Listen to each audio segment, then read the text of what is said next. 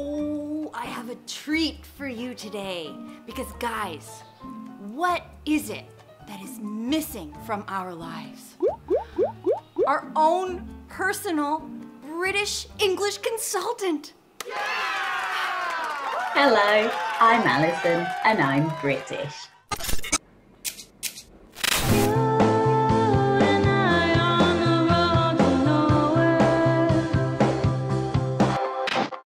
Hi guys, welcome back. She's here and she is our new official British English consultant. What yung telephone? Hi, Alison! Hello, how are you doing? Oh my god, I am so excited. Welcome! I have been out here in England where it's cold all of the time and I am missing Indonesia so much. Aduh, kangen banget rasa hangat dan makan nasi. Ya, kasihan kamu ya dingin di sana ya.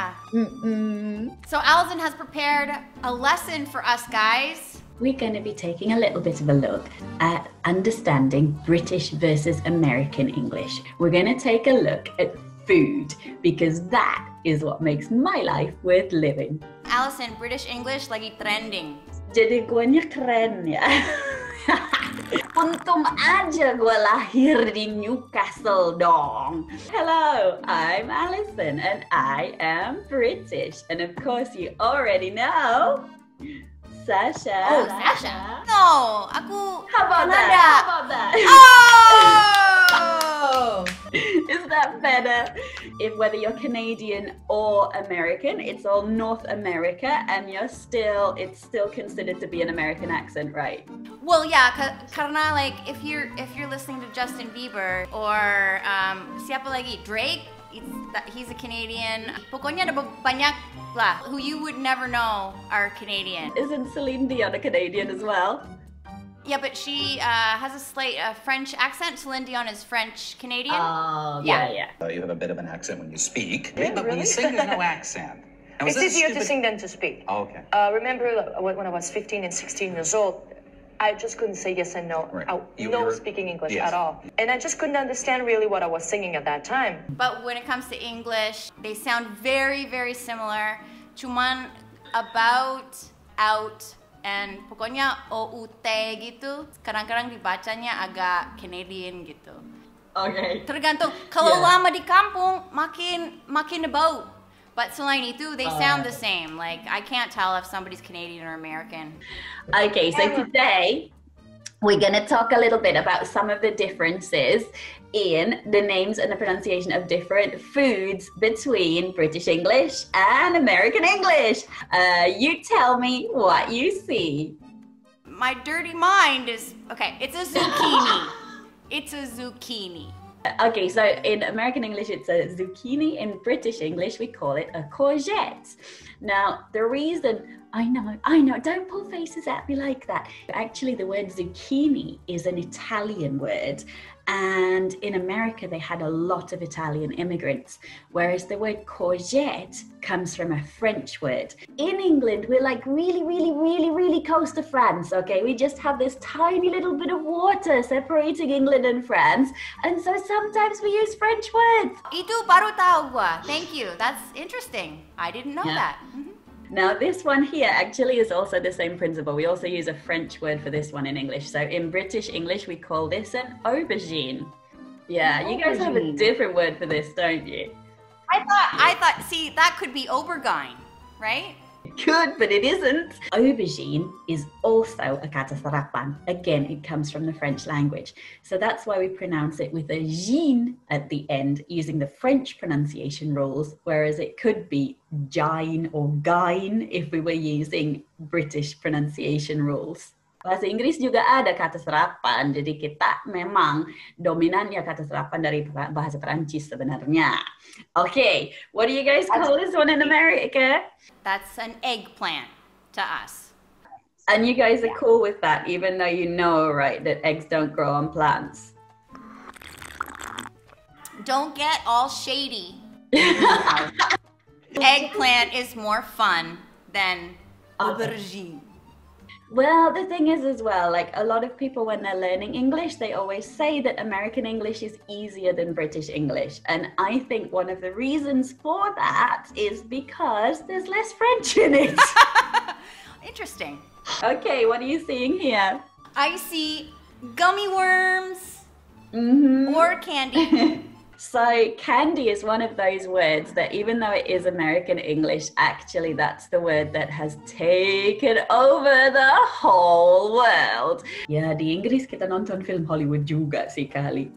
So now, even though candy is an American word, we would understand that in England as well. So it's not like if you walk into a shop and you ask for candy, people are not going to look at you going, what are you talking about? We have no idea what that is. But in British English, we would actually call them sweets. And sweets can be all different kinds of things as well. So not just these gummy kind of candies, but also, you know, boiled sweets. We've got hard sweets that you suck, things that you chew, gobstoppers, all different kinds of things. If you eat out in fancy restaurants, sweets might also mean desserts. So you could also be using sweets when you want to order something like a cheesecake, a chocolate torte, or a creme brulee. Iya, aku bilang brulee, bukan bule, beda kok. A chocolate torte? Yeah, it's French. I need to go to fancy restaurants more. I didn't know that. Now, this one is the one that caused me the most confusion when I was a child. So I kept reading all of these books about kids in America who were all eating peanut butter and jelly sandwiches. But in British English, this is jelly. This is jelly that you're looking at right now. How do you put that in a sandwich with peanut butter? It makes no sense. But then I discovered... It's Jell-O. That's Jell-O. And when you guys say jelly, is this what you mean? Yeah, but we call it jam. We call it jam. Okay. But it could be, yes, peanut butter and jelly, that's jelly. That's the jelly in peanut butter and jelly. You could call it either one. I would say jam is more common where I come from anyway. I'm with you, jam girl. Okay. We be jamming. All right. The other thing that makes it confusing is because jam can also be a traffic jam, which is matchet, and nobody wants to eat that. True. Any thoughts on what this one is? We're coming back to the nation of our favorite discussion of the day. French fries. Yeah, now in Britain we would also call this French fries, and this is where it gets a little bit confusing when you start watching videos and information about the British versus American thing. People always say that in American it's French fries and in British it's chips. But the thing is, we have McDonald's too, and when you go to McDonald's, what you order is French fries, and they look like that. They're long, they're thin, and they're crispy, and that is French fries. This is what we call chips.